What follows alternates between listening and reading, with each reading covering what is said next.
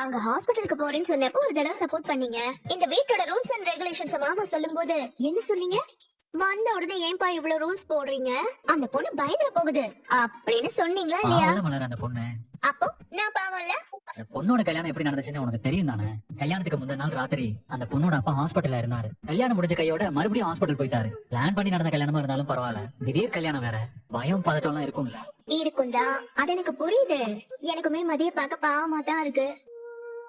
ஆனா கேள்வி அதில்ல மிஸ்டர் பாக்யராஜ், மதிய சப்போர்ட் பண்ற நீங்க ஏன் இந்த மலரை சப்போர்ட் பண்ண மாட்டேங்கிறீங்க?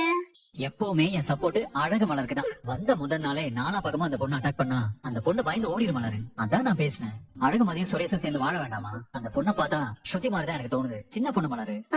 ஸ்ருதி மாதிரி தோணுதுன்னு சொல்லுங்க, ஆனா சின்ன பொண்ணுலாம் சொல்லாதீங்க. எம்ஃபில் முடிச்சிருக்காங்க.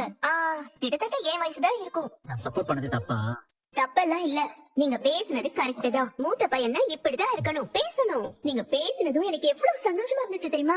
பாருடா, என் புருஷனுக்கு தைரியம் வந்துருச்சு, கரெக்டா பேசுறாருன்னு ஆச்சரியமா பாத்துட்டு இருந்தேன். என்ன இதே தைரியத்தை என் விஷயத்துல கொஞ்சம் காட்டிருந்தீங்கன்னா இன்னும் கொஞ்சம் சந்தோஷப்பட்டிருப்பேன். அவ்வளவுதான் மலரு. இனிமே யாராவது உன்னை ஏதாவது சொன்னாங்கன்னு வையேன், நான் என்ன பண்றேன்னு மட்டும் பாரு. என்ன பண்ணுவீங்க?